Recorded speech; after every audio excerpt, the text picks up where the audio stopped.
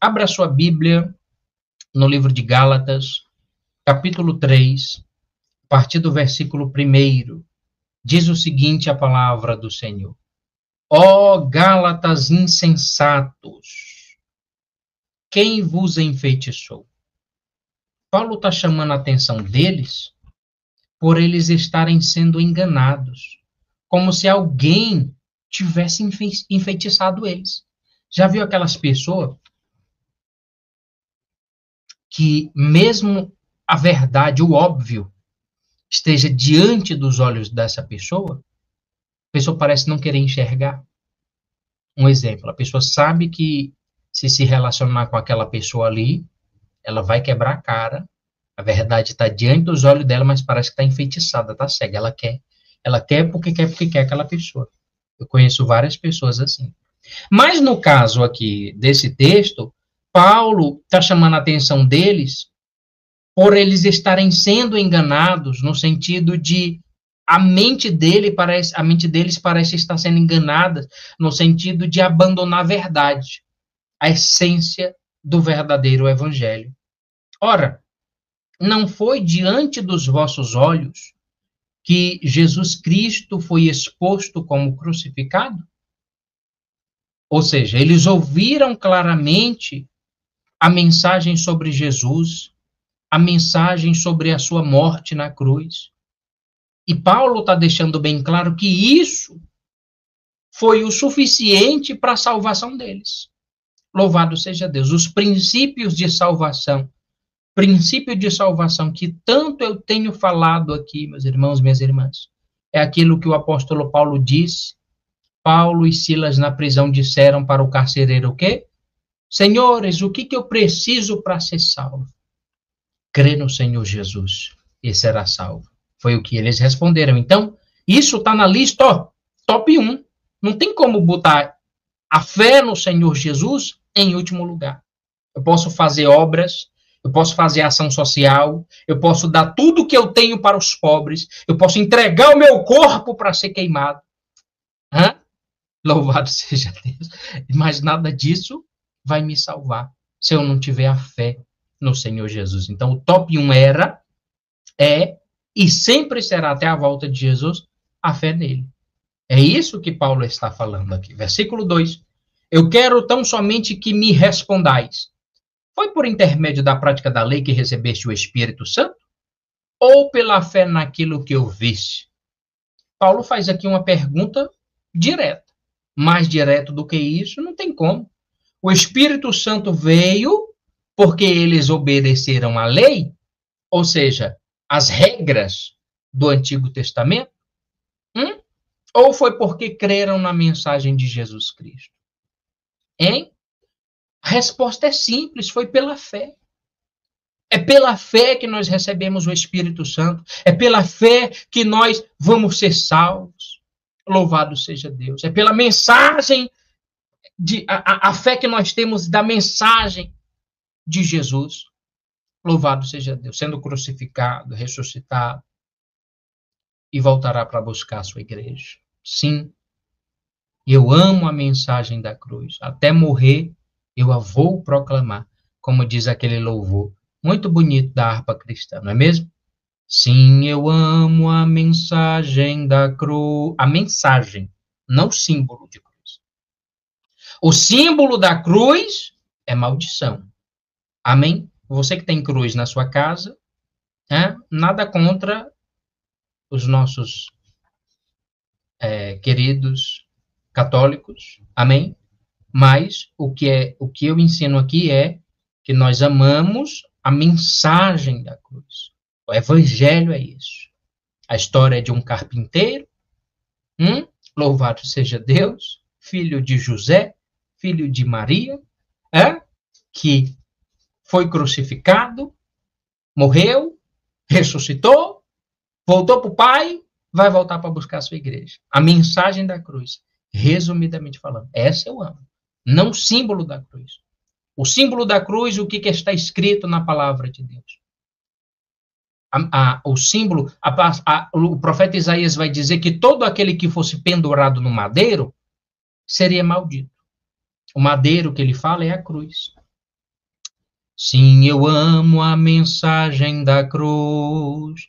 Até morrer eu a vou proclamar. Levarei eu também minha cruz, até por uma coroa trocar.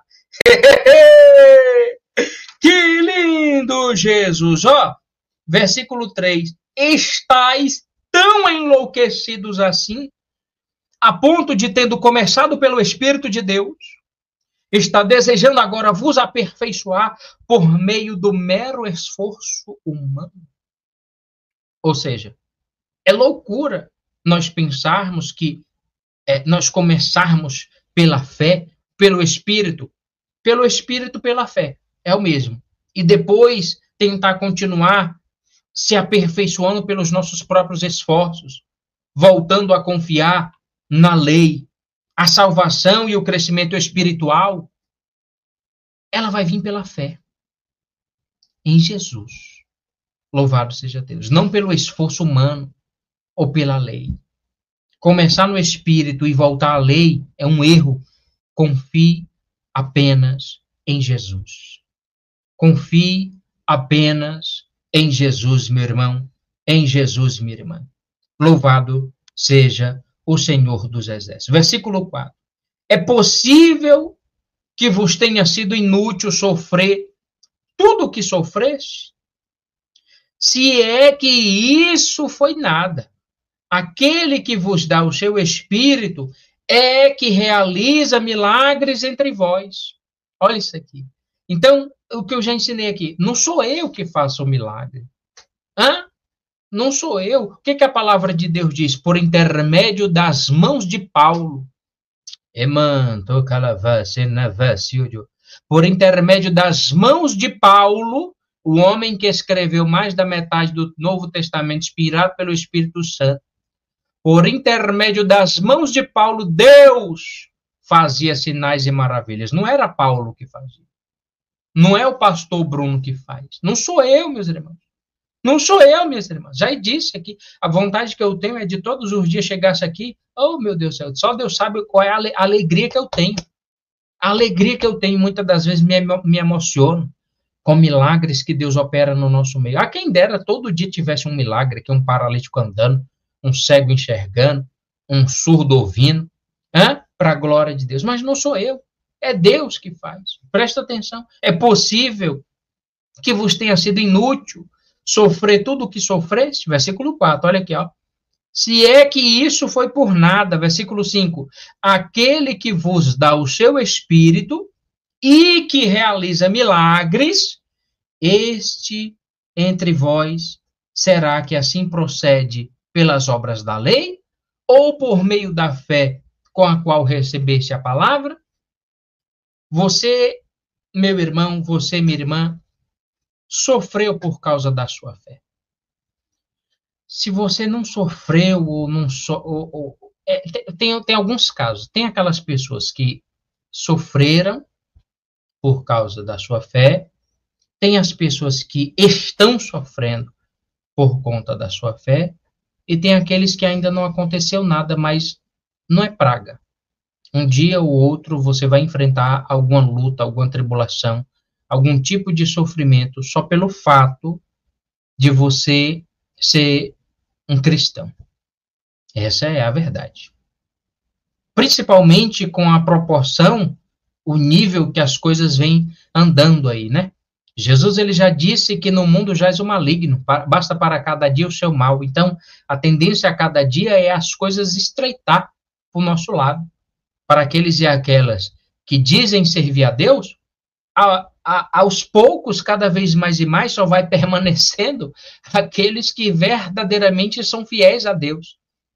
Quantos e quantos escândalos esses dias aí, homens, pastores, líderes, que eu cresci ouvindo a palavra de Deus, ou envolvidos em escândalos. Agora, recente aí, um pastor que eu cresci ouvindo dizer, sofrendo uma situação aí, de uma mulher ter dito que ele abusou sexualmente dela.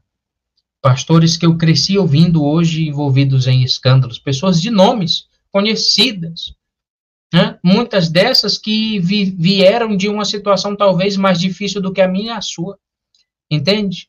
E Jesus, ele fala sobre isso, é até lícito que venham os escândalos, mas por meio, da pessoa por meio que o escândalo vem. Louvado seja o Senhor dos Exércitos. Amém? Presta atenção. Você sofreu por causa da sua fé. E isso não pode ser em vão. É isso que eu quero que você entenda. Quantas pessoas começaram muito bem e terminaram muito mal? Se esqueceram de tudo que enfrentaram.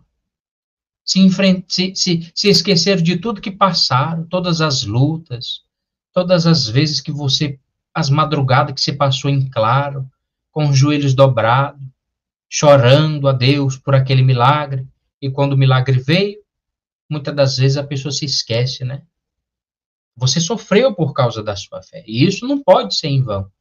Deus te deu o Espírito Santo e faz milagres porque você creu na mensagem de Jesus, não porque você cumpriu as regras da lei.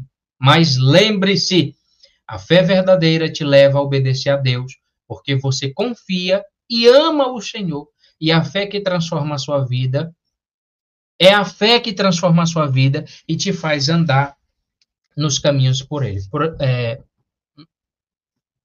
Não sei se eu entro nessa questão tem pessoas que elas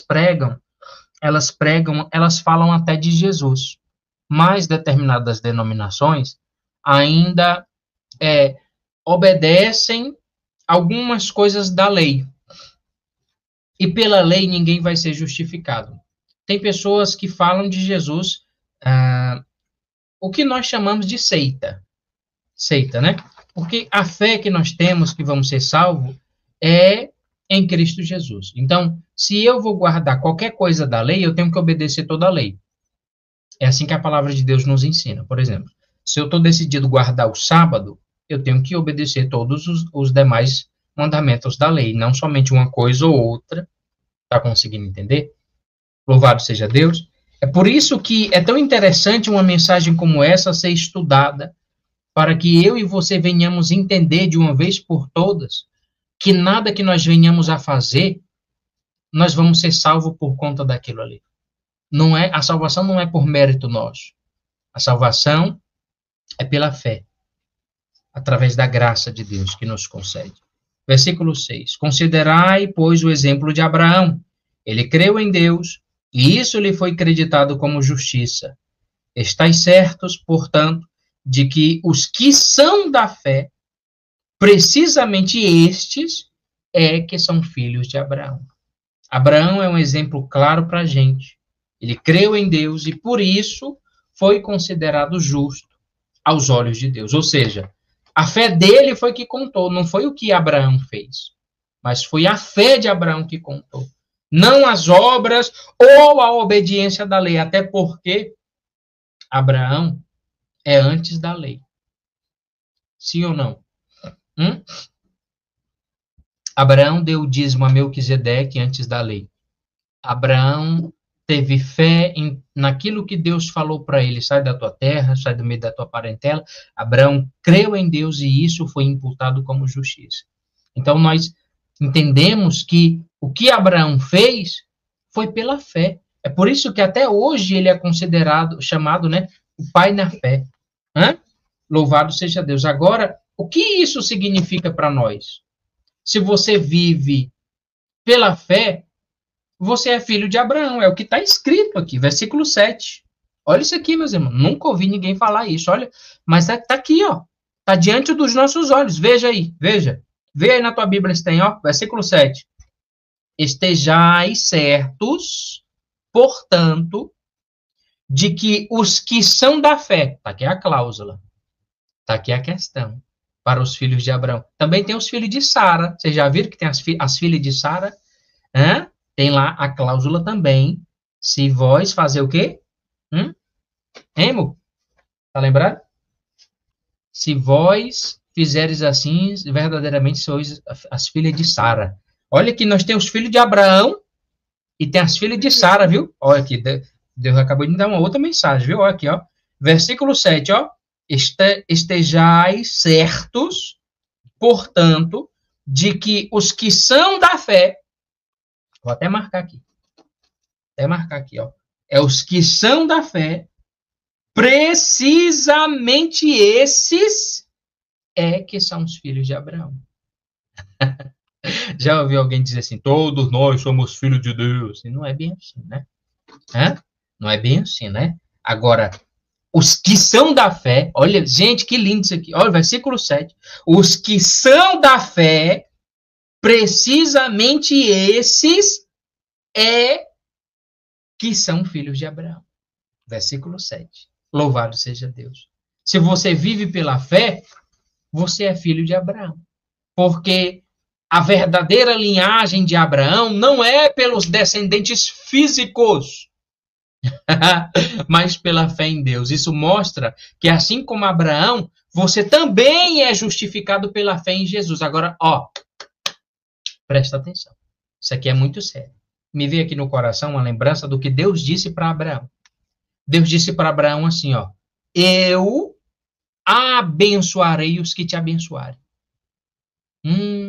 E amaldiçoarei aqueles que te amaldiçoarem. Eu não gosto muito de entrar nessa parte B, porque muitos levam para o pessoal, oh, não toque em mim, não sei o quê, eu sou ungido de Deus, eu não gosto de entrar muito nessa. Tem umas pessoas que estão enraizadas ainda no Antigo Testamento, né? E aí fica usando isso como ameaça para o ímpio, né? Olha, eu sou ungido do Senhor, não sei o quê, só você tocar em mim, viu? Cuidado, Eu não gosto de entrar muito nessa questão não, porque dá um longo tempo explicando, mas já falei aqui várias e várias vezes. Louvado seja Deus.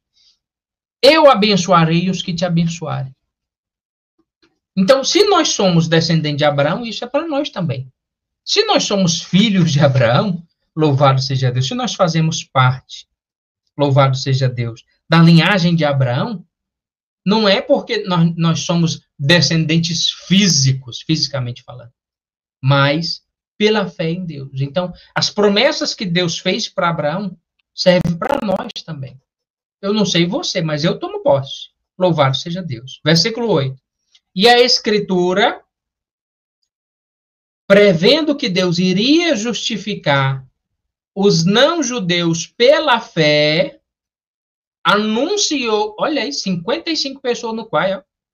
Deus abençoe. E a Escritura, prevendo que Deus iria justificar os não-judeus pela fé, anunciou com antecedência as boas novas a Abraão. Porque por teu intermédio, todas as nações serão abençoadas.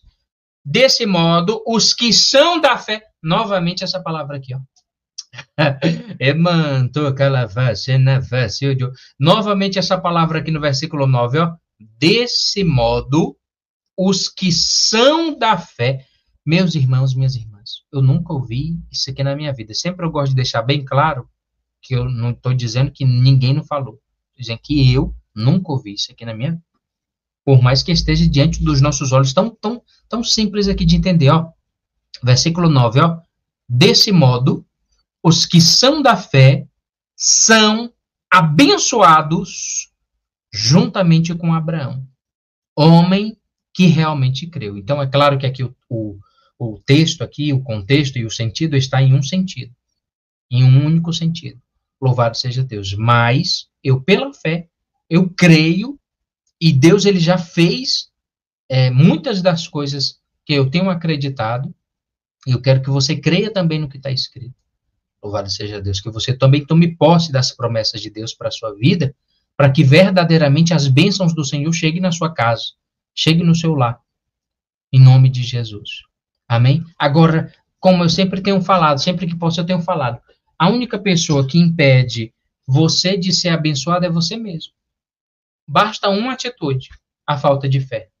Sem fé, é impossível agradar a Deus. Eu não estou falando de você abrir a boca e dizer que tem fé. Ah, eu creio, eu recebo, eu tomo posse. Não, as tuas atitudes mostram se você tem ou não realmente fé. Versículo 9, olha isso que forte. Desse modo, os que são da fé são abençoados juntamente com Abraão, homem que realmente creu. Isso aqui é lindo, né? Que realmente creu. Então, não é só abrir a boca e dizer que crê. Louvado seja Deus. Nós somos provados. Peraí, deixa eu ver se crê mesmo. Deixa eu olhar as atitudes dele. Deixa eu olhar as atitudes dela. Ah, crê coisa nenhuma as atitudes dessa mulher. As atitudes desse homem. Hã? Presta atenção, versículo 10. Pois todos os que são da obras da lei estão debaixo de maldição. Aqui o pouquinho de fermento que eu perguntei para Deus um dia desse. Estava lendo ali, eu digo, meu Deus, aqui está a Bíblia. Eles estão lendo a Bíblia. Cadê o pouquinho de fermento aqui que eu não acho? Eles guardam o sábado. Olha o pouquinho de fermento. Estava com a Bíblia Sagrada. Mas o pouquinho de fermento onde está? Achei um, né? Se eu for estudar... Eu não quero estudar esse negócio aqui, ocupar meu tempo com essas coisas, não. Tem até um negócio que eu comprei um tempo desse, sobre as seitas e heresias, para estudar um negócio do tamanho do mundo, para ler um monte de coisa. Mas olha aqui diante dos nossos olhos, ó. Pois todos os que são da obras da lei estão debaixo de maldição. Pode pregar de Gênesis, Apocalipse, falar de Jesus, que é salvação. Ah, nós cremos em Jesus, não sei o quê, não sei o que mais lá. Espera ainda, vamos analisar o que eles fazem. Eu achei um pouquinho de fermento que eu tinha perguntado para Deus, ó. Uma atitude eu já achei. Guardar o sábado, ou seja, se a partir do momento eu começo a fazer aquilo ali, espera ainda, que Jesus já deixou bem claro que o sábado, né, o homem não foi criado por causa do sábado, o sábado que foi criado por causa do homem, é uma coisa assim que Jesus fala, né? Porque os fariseus ficavam com ódio de Jesus porque ele curava no sábado, libertava no sábado, ensinava no sábado. E os caras ficavam doidos com Jesus, porque Jesus fazia o bem no sábado.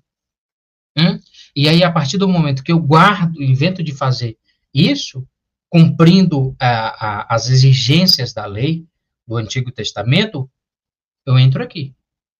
Eu entro na parte que eu fico debaixo de maldição. Eu achei uma aqui, achei uma. Mas se a gente tirar mesmo tempo para a igreja toda estudar mesmo e pesquisar, nós vamos ver que muitas pessoas estão vivendo debaixo de maldição. Eu achei uma questão aqui. Entende? Esta questão aqui, nós podemos aplicar tudo o que tem na lei e pessoas que fazem isso nos dias de hoje. No sentido de obrigatório. No sentido de obrigatório.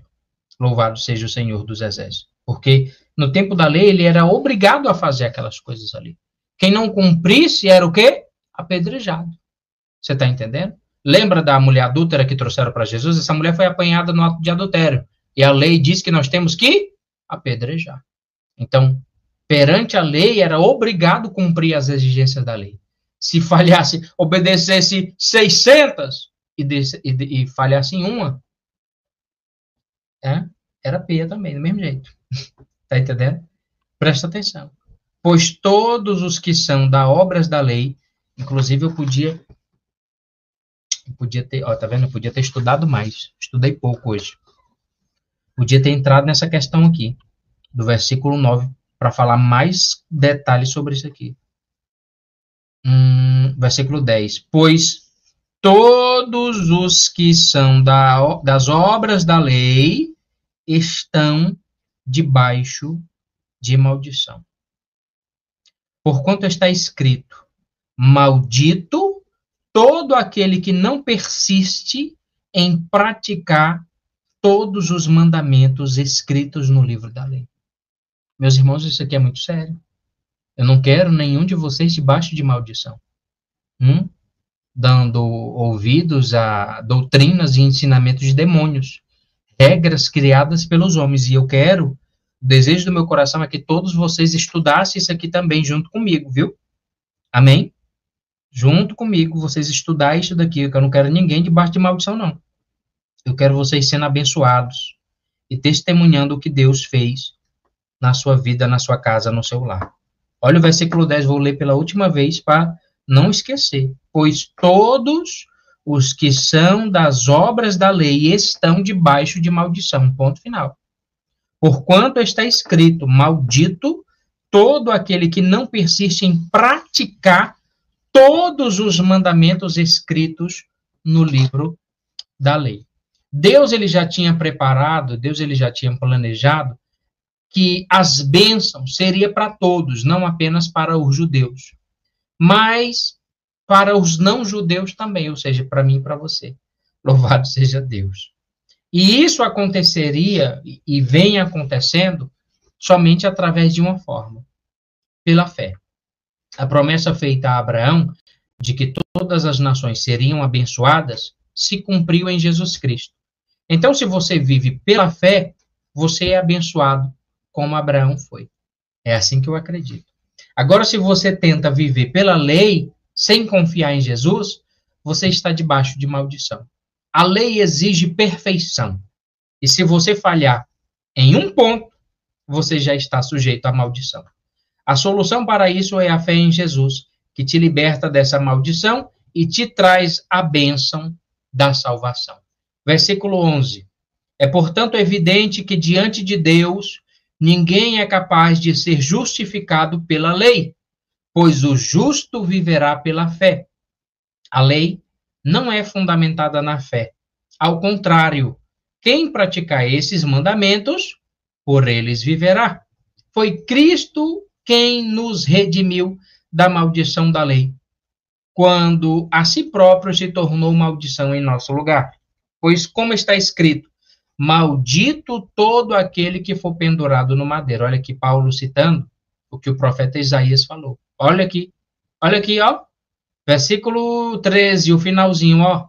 Maldito todo aquele que for pendurado no madeiro.